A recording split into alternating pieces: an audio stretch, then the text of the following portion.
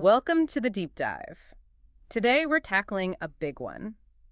The ongoing evolution, maybe revolution, of the Dutch pension system. It's definitely a hot topic. Yeah, we know many of you have been following the debates, maybe feeling a bit lost, and want to understand what this new pension law really means for, your future. So let's try and unpack this. Absolutely. Pensions can feel like navigating a maze sometimes, can't they? Definitely. And these recent changes, well, they've understandably generated a lot of questions. Our goal here is really to pull out the key insights from that recent YouTube discussion. The one with Maurice de Hond, Marianne Zwagerman, and the pension expert Theo Gommer. Right, that discussion. Yeah, try and make sense of it all for you. Exactly.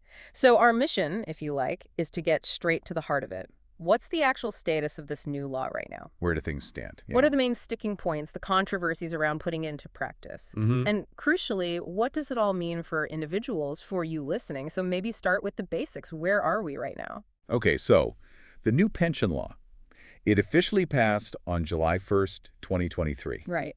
And this wasn't just a small adjustment. It really sets the stage for a fundamental change.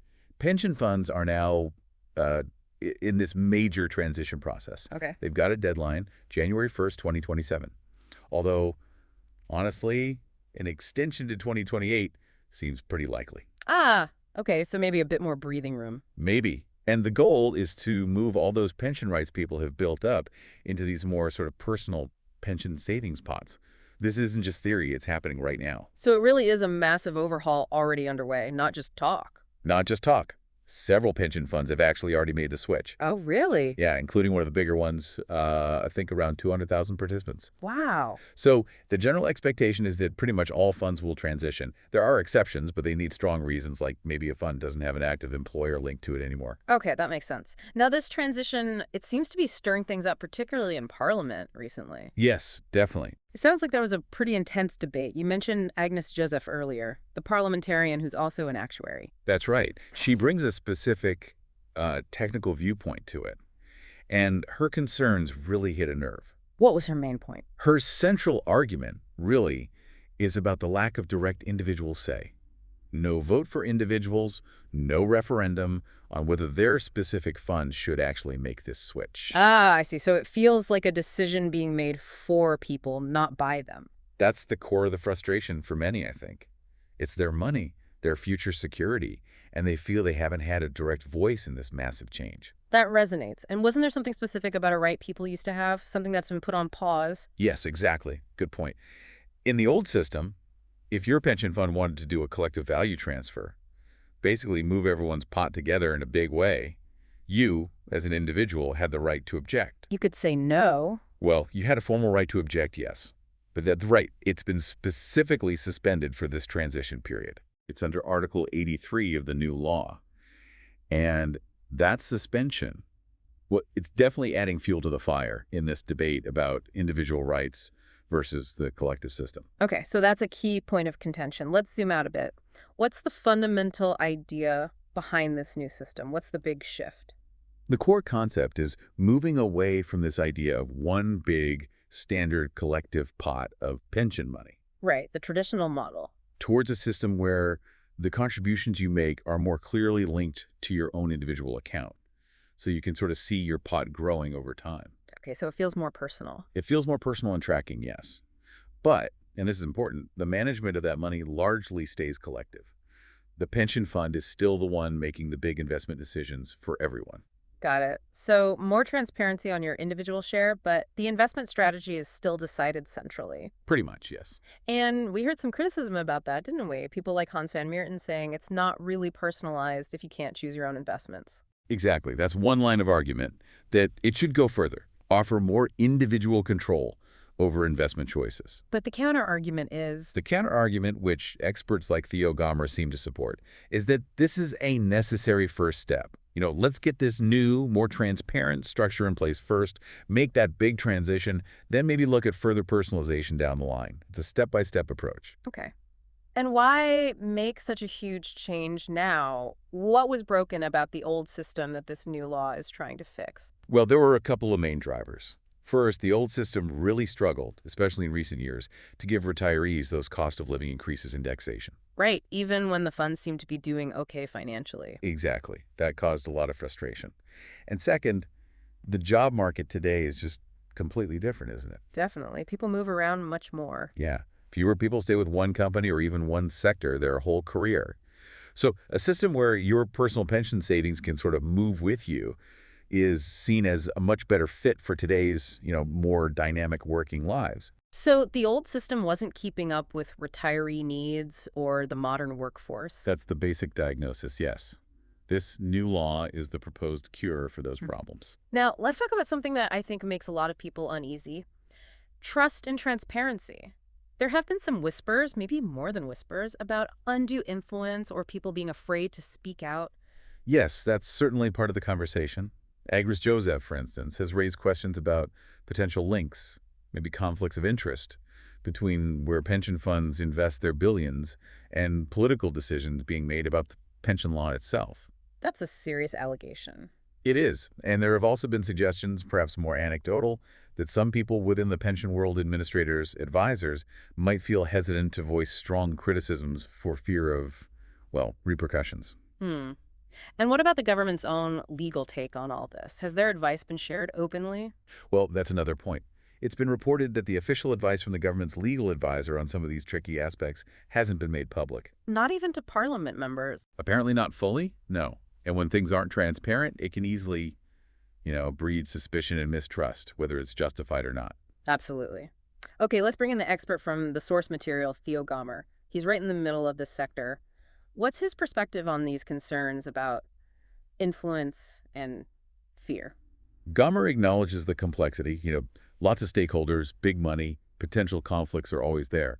But he specifically pushes back on that claim attributed to Joseph about a 25 billion euro offer. Right, the idea that the pension sector offered money to stop the law change. Yeah, he says he doesn't recognize that claim as presented. He clarifies that figure, the 25 billion, was linked to something else entirely. What was it linked to, according to him? It was about potential investments the sector might make, say in climate projects or housing. Okay. But those potential investments were apparently discussed in the context of not changing the pension law, as in, if the system remains stable, these investments could happen. So conditional, but not a direct payoff as it might have sounded. So, a different interpretation of that figure. How does Gomer generally view the atmosphere Joseph described? He used the word alarmist. He thinks it's maybe overblown. Okay. He agrees, obviously, that huge sums of money are involved, and that needs careful oversight. But he points out that's always been true, Yeah. even under the old system. So nothing new there in terms of scale. Not in terms of scale, no. Hmm. Interestingly, he seems more concerned about the influence and risks coming from, like, big international asset managers who handle a lot of the investments, rather than the Dutch pension fund boards themselves, who are under pretty strict local regulation. That's an interesting distinction. That this all seems to circle back to a really core question for you, the listener. Individual choice. Even if a mandatory collective system is efficient, shouldn't you get to choose? Stay in the old, move to the new. That really is the crux of it, isn't it? Kammer points out, look, this mandatory collective system has been the Dutch way for a very long time, even while society got more individualistic and jobs changed. It's deeply embedded. It is. His argument seems to be, let's take this step by step. First, get everyone onto this new, more transparent system. Then, maybe down the road, we can talk about adding more individual choice options. But he warned against letting everyone choose right now, didn't he? Why was that? Yes, he raised a specific concern there. He cautioned that if you gave everyone the choice today, and say, hypothetically, all the current retirees decided, nope, I'm staying in the old system, Right, maybe they feel safer there. perhaps. But if that happened, he argues it could seriously mess up the financial stability for the next wave of retirees, the younger ones. It highlights how interconnected it all is, that solidarity aspect where generations share risks. It's not just about your own pot in isolation, then. Not entirely, especially during this transition. There are still collective elements and risk sharing involved. Okay, let's shift gears slightly and look at what people actually think. Maurice DeHaan's poll gives us some clues, right? Pensions definitely get people talking. Oh, absolutely. The poll data is fascinating. It shows how well people think they understand the new system. Think being the operative word. Well, yeah, self-reported understanding can be tricky, but it varies quite a bit depending on political views and whether someone's retired or still working. Some groups report feeling quite well informed. Interesting. And what about confidence in understanding the impact? Like, how will this new system actually affect my monthly pension check down the line? Generally, the poll suggests people who aren't retired yet feel less sure about that impact compared to those already receiving a pension. That makes sense. Maybe it feels more abstract. Possibly. And again, political leaning matters. D66 voters who were retired, for example, seemed more confident they understood the potential impact. The poll also looked directly at support versus opposition, broken down by party. What did that show? Any clear divides? Oh, very clear divides. Support for the new system is strongest among voters for D66 and Groenlink's PVDA. Okay. Opposition is much more concentrated among PVV voters. It really underlines how views on pension reform often tie into broader political outlooks and, probably, levels of trust in the government driving the change. And the big one, the referendum question. Should people get a direct vote on this? What did the poll find?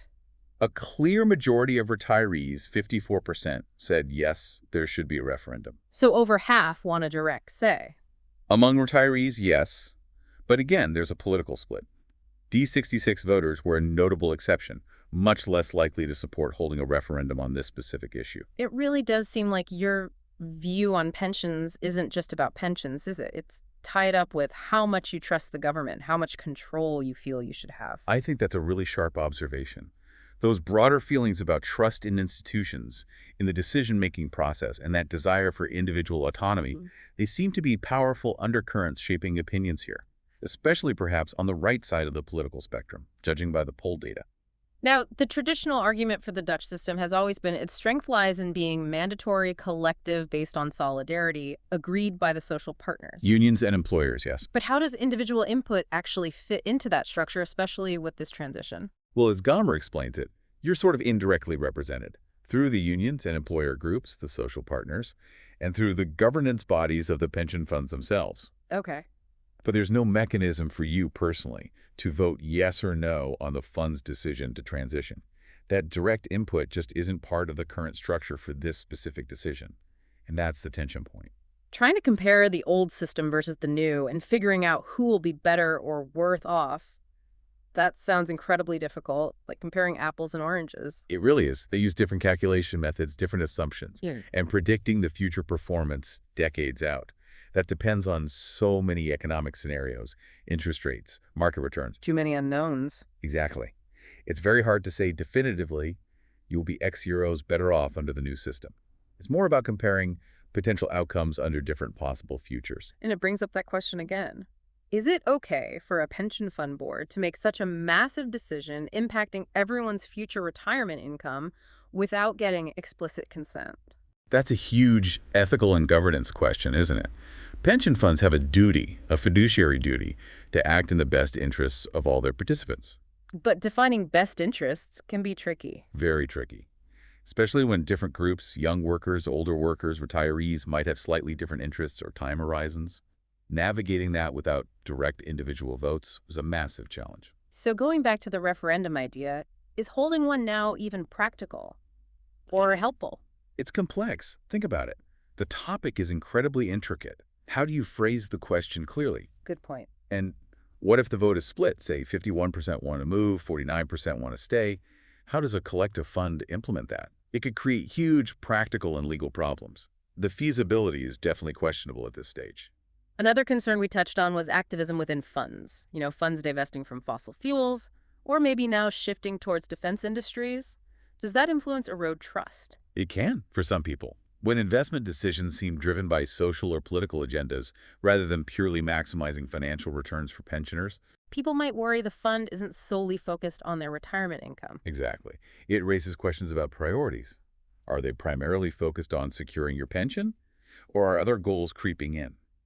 It's a valid source of debate and potentially distrust. There's also just this feeling I pick up from the discussion, maybe a sense of resignation for some people. Like, this is a done deal, the concrete has been poured, even if we don't fully understand it or agree with it. Yes, that sentiment definitely exists. The feeling that the train has left the station, regardless of ongoing concerns or maybe a lack of widespread public buy-in, that sense of fait accompli can certainly fuel discontent. Okay, let's get really practical for a moment. A big worry for many, especially retirees, must be, How much will my pension payout bounce around with the markets under this new system? Will it be more volatile? That's a key question. Oh, yeah. Interestingly, the new system is actually designed, in principle, to invest the money belonging to current retirees more safely, more cautiously. Oh, really? Why? The logic is they have less time to recover from big market downturns. So you shift their investments towards lower risk assets to provide more stability in their payouts. Was that not done before? It generally was, yes. Most funds already used life cycling, investing more conservatively for older members. But perhaps the new system makes this link between risk profile and age more explicit and central to the structure. It aims to cushion retirees more effectively. So initially, when someone transitions, what's likely to happen to their payout level? Up or down? The expectation, often, is that initial payouts under the new system might actually see an increase The increase. Why? because many funds have built up financial buffers over the years.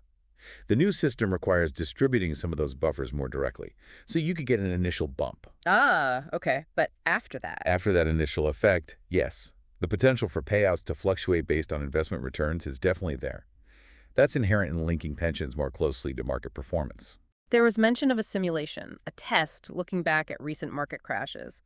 What did that suggest about the new system's resilience? Right, that test simulated how both the old and new systems would have performed during recent periods of market decline. The suggestion was that the new system, with its specific mechanisms, might have actually held up better. Better than the old system. In terms of the resulting pension levels, yes, according to that specific simulation, primarily because of how it manages risk and distributes buffers differently. Okay, that's somewhat reassuring, maybe. We also had a question flagged from a younger listener, someone 36, worried about living longer and having to work longer. How does the new system fit into that picture? That's a great question because it touches on different issues. Under the new system, your contributions go into your own pot, building your future pension. It's not like the state pension, the AOW, which is a direct pay-as-you-go transfer from current workers to current retirees. So my pot is my pot. It's not directly paying for current retirees. Broadly speaking, yes, for the supplementary pension part. The need to potentially work longer is more fundamentally linked to the fact that we're all, on average, living longer. Right, longer retirement needs more funding. Exactly. So that creates a societal choice. Work a bit longer, or save significantly more during your working life, or perhaps accept a lower pension level. That challenge exists regardless of whether it's the old or new system. What about the other end of life? If someone passes away earlier than expected, what happens to the money in their pot in this new system? Does it go to their family? This touches on the core principle of a lifelong pension annuity.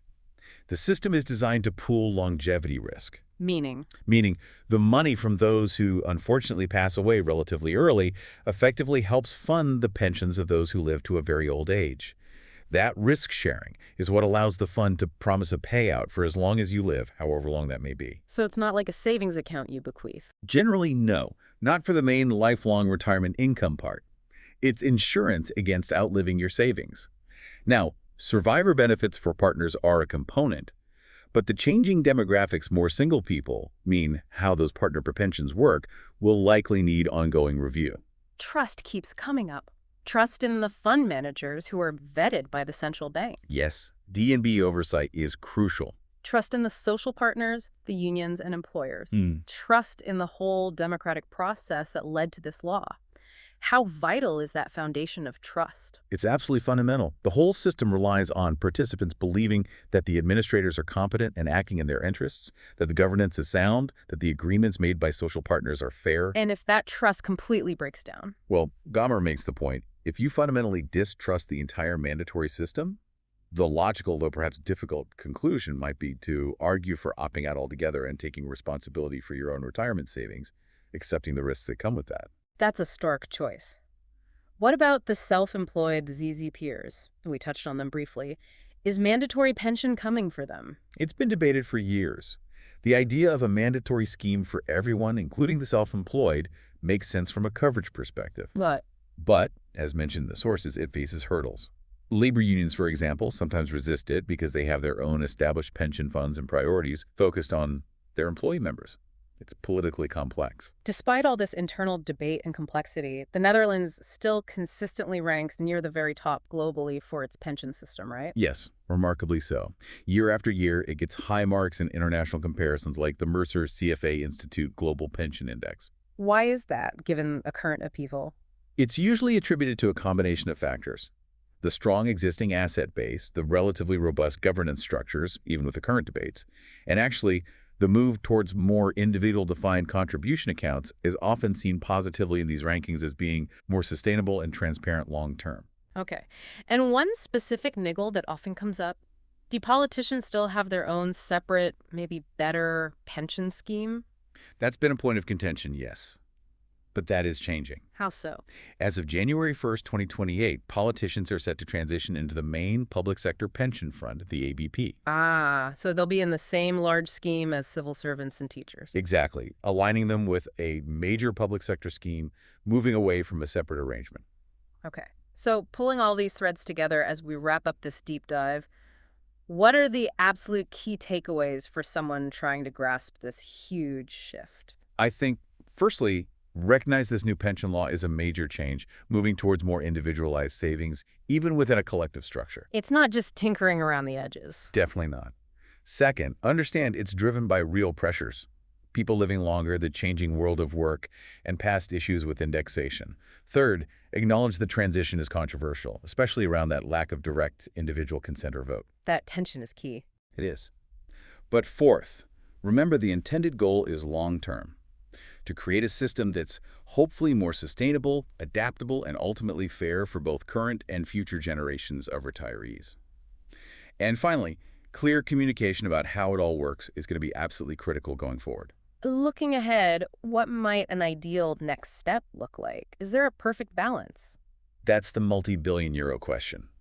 Perhaps the ideal evolution, maybe a pensions 2.0, involve truly personal pots with genuine individual investment choices, but within a framework that maintains collective management efficiency, mandatory participation for coverage, and crucially, a guaranteed lifelong payout option, all sitting alongside the state AOW pension as the foundation.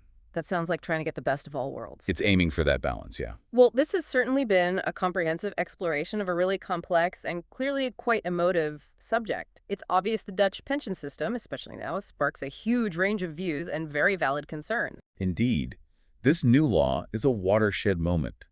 And the process, the transition itself, has really thrown that tension between collective security and individual autonomy into sharp relief, hasn't it? It really has, and it makes you think about the future, about uncertainty, especially with something so long-term like pensions. How much can we really plan for? Which leads us to that final thought we like to leave you with. Given all these inherent uncertainties, the unpredictable future, the decades involved, what is the right balance? How much should we rely on these complex, expert-managed systems?